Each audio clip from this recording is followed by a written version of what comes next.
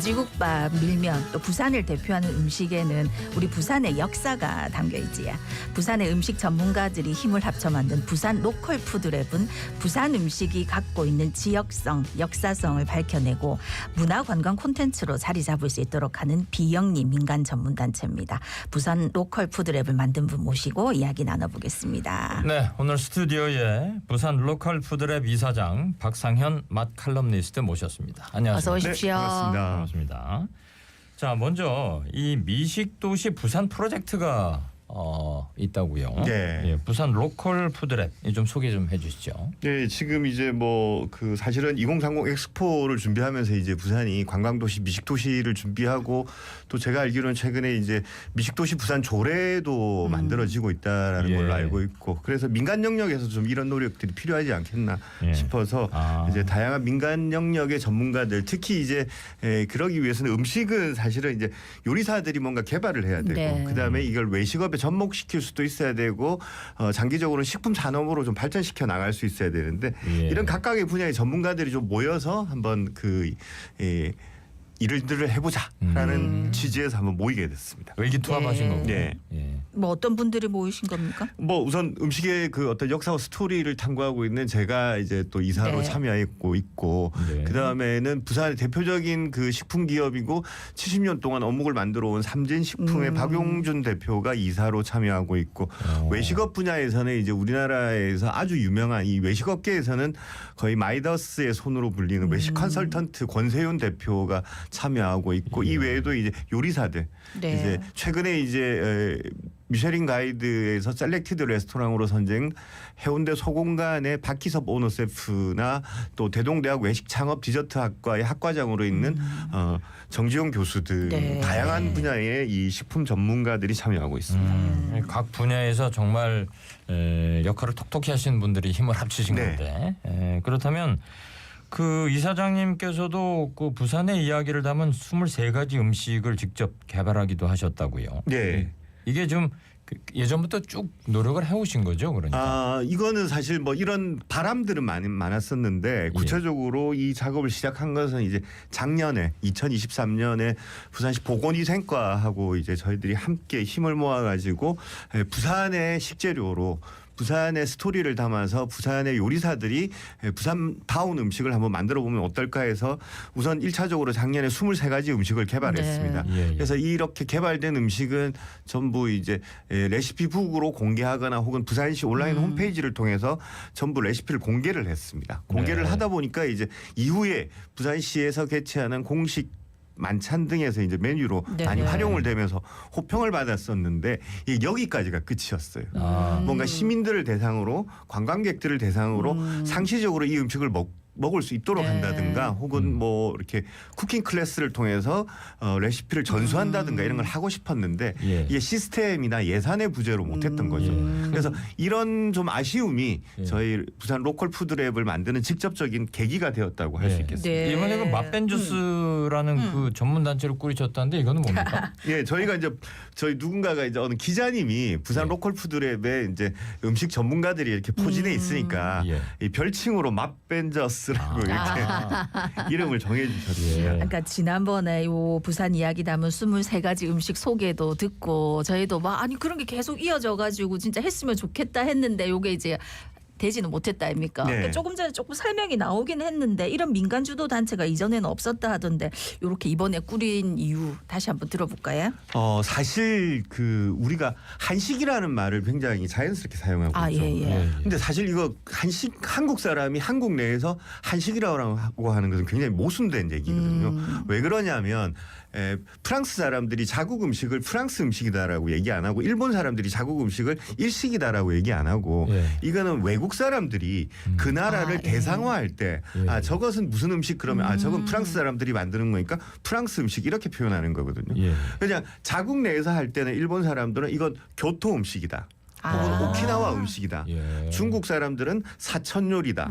광동 요리다. 이렇게 표현하는 거죠. 그래서 자국 내에서 사람들은 한식이라고 표현을 하면 이건 우리나라 사람들이 우리 스스로를 대상화시키는 거거든요. 근데 우리는 왜 이게 굉장히 자연스러워졌느냐 하면 고려시대 이후로 1100년 동안 우리는 중앙 집권적 국가 질서를 유지해 오다 네. 보니까 예. 지방은 늘 변방이었던 거죠. 지방에서 보기에는 서울의 음식은 진짜 우리 음식이다. 이러면서 저는 이제 부산 사람들이 부산의 역사 속에서 만들어낸 음식은 한식이 아니고 부산 음식인 거예요. 네. 그래서 이런 개념들을 이제 좀 제대로 구체적으로 만들어 보자는 뜻에서 부산 로컬 푸드랩을 만들게 됐습니다. 네. 민간 영역에서 이렇게 다양한 노력들을 하는 것이 굉장히 의미가 있고 또 반드시 해야 될 그럴 일이 아닐까 싶은데 지금까지 효과는 좀 있었습니까?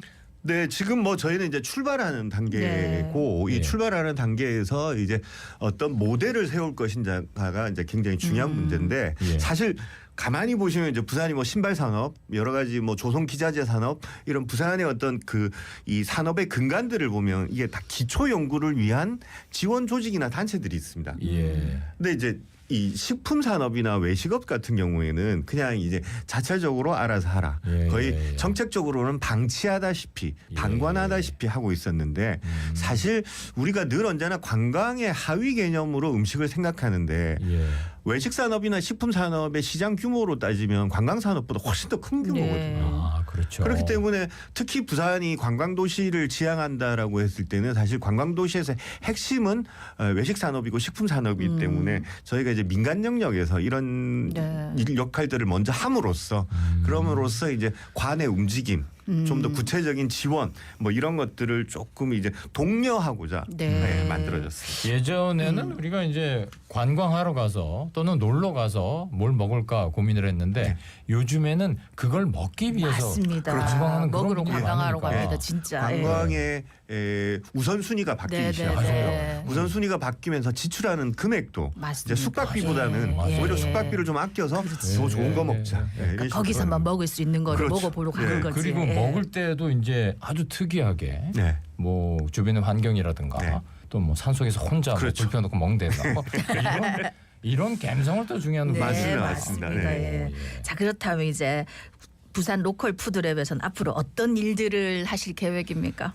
뭐 저희가 이제 크게 지금 저희의 기본적인 사업 방향은 세 가지 방향으로 나올 수 있는데 첫 번째는 이제 음식을 개발하는 거죠. 네. 네. 부산 음식을 비푸드 레시피처럼 이제 부산 음식을 저희가 이제 상시적으로 개발하는 시스템을 맞춰서 네네. 이걸 이제 외식업에 전수해 주기도 하고 장기적으로는 식품 산업과 연계해 가지고 부산을 대표하는 관광 상품 네. 뭐 부산역이나 그 김해공항을 떠날 때 반드시 이렇게 손에 좀 주렁주렁 네네네. 들고 떠날 수 있도록 하는 가공식품을 관광상품으로 만드는 것 이런 목표가 하나 있고 또 한 가지는 이 전체 우리 그 부산 시장에서 사실 외식 자영업자들이 차지하는 비중이 굉장히 크거든요. 네. 그런데 이 자영업자들에 대해서는 지금까지 이제 직접 지원 뭐 이를테면 세제 혜택을 준다든가 뭐 세금을 감면해 준다든가 대출을 좀 이렇게 늘려준다 네. 이런 건데 이렇게 해가지고는 자립할 수가 없습니다. 네. 이제 외식업도 굉장히 전문 분야거든요. 그래서 이분들을 위한 전문 교육.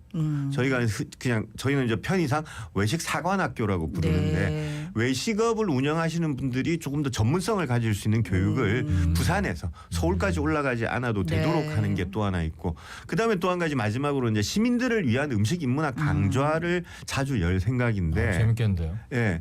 그러니까 요즘 인문학 강좌가 굉장히 인기인데 네네. 이 인문학 강좌 중에서도 음식 인문학 강좌를 특히들 좋아하십니다. 네. 그래서 제가 또 이제 그 분야에서 굉장히 유명한 강사라서 이 전국에 유명한 그 음식 인문학 강사들을 좀 그렇지. 부산으로 불러 모아가지고 예. 부산 시민들의 어떤 지적 욕구를 좀 충족시켜 드리려고 네. 생각하고 있습니다. 네.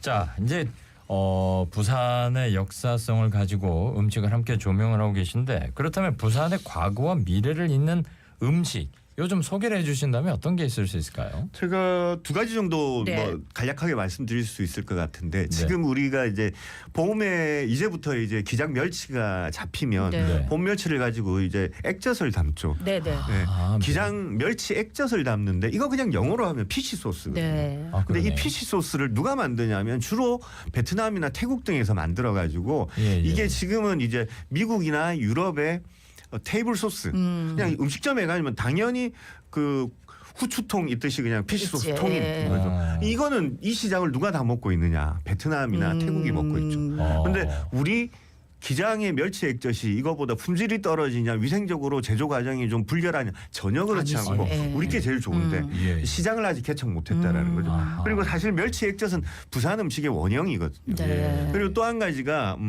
지금 우리가 돼지국밥을 너무 전통적인 것만 지금 유지하고 있는데 실제로 부산 출신이 전통 돼지국밥의 새로운 좀 서양인들도 거부감 없이 먹도록 개량해가지고 아주 깔끔한 돼지국밥을 만들어서 지금 현재 뉴욕에서 가장 핫한 음식점이 돼지국밥집입니다. 예. 그걸 운영하는 사람이 또 부산 출신의 요리사고. 오. 예. 그런데 우리가 이제 이런 것들, 그러니까 지금까지 물려받은 전통을 막연히 유지하는 데만 신경 써왔다면 앞으로는 이런 돼지국밥이나 멸치 액젓의 사례처럼 이건 얼마든지 세계인들에게도 어필할 수 있고 부산을 대표하는 관광 상품이 될 수 있다라는 것을 좀 강조드리고 싶습니다. 네. 그러니까 말씀을 들으면서 생각나는 것이 우리도 이제 생각을 좀 바꿀 필요가 있다.